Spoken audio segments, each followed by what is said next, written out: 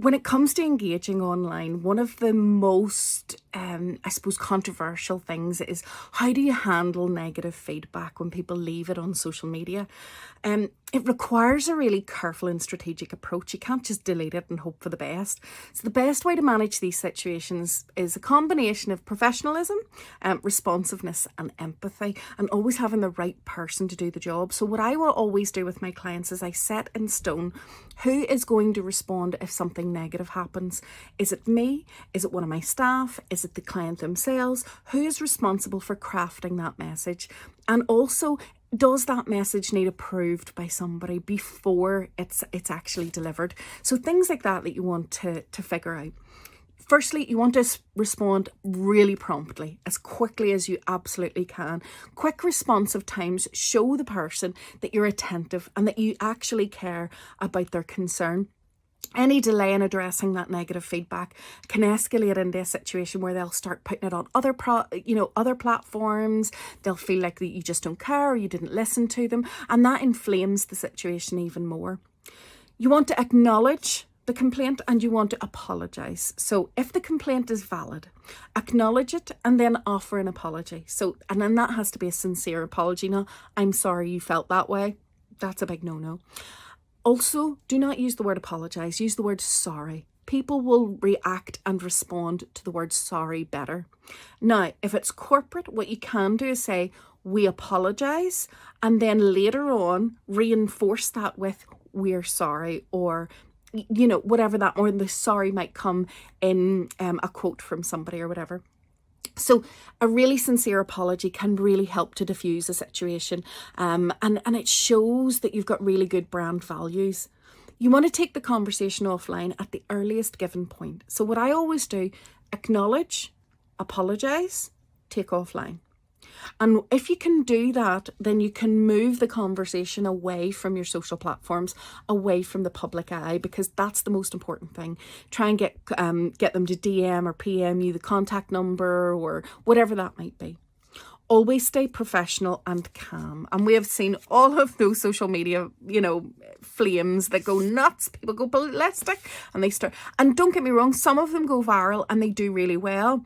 But that's because they sit perfectly with the brand and the brand voice and the brand story and who the brand is. It doesn't often work for most people. So do stay calm, do stay professional, and try not to let your emotions, because there's nothing worse than getting criticism. It can be really difficult to take, especially if it's not warranted.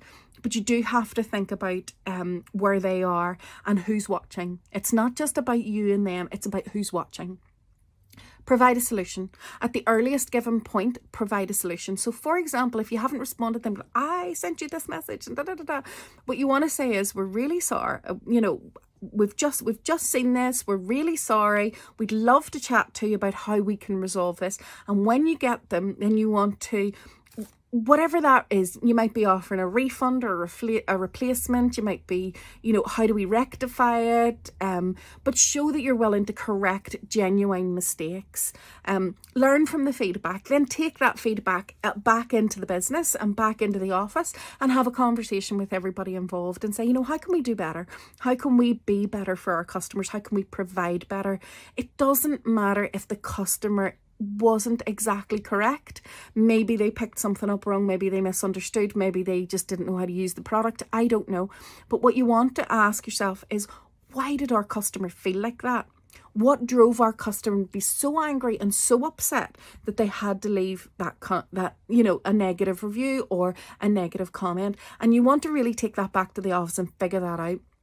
Try to use a personalised approach. Use their name as much as possible. Tailor the response specific to what they're saying. Don't just copy and paste something that you always do. Try to be as specific as possible. Monitor your social channels, because if you don't respond to them, they will go nuts on other social channels, because they're basically like a screaming toddler trying to get your attention. So you want to give that attention as soon as possible and then diffuse the situation. You want to encourage some positive engagement as well. So sometimes you want to try and get some of your customers who really love you to actually say that, because a lot of times we don't we don't come across and go, you know, I love this business. They because we take it for granted. We take it for granted that they do a brilliant job for us. So don't be afraid to ask your customers for some positive reviews when they have them, and train the team. It's so important to train the team on how to deal with these things, whether that is through customer service training. A really great training process is the World Host process, delivered by Christine Watson. She's a fantastic chartered marketing trainer. You know, those types of things can help develop your staff and help them understand how to react and work with the customers. Just remember that negative feedback is inevitable. It's just going to happen. Sometimes people just don't like what we do.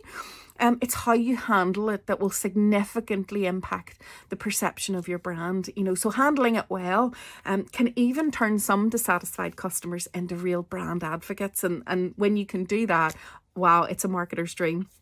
So if you want to learn a little bit more about social media, we do have the Social Media Boost group. It's on Facebook. It's just £20 to join.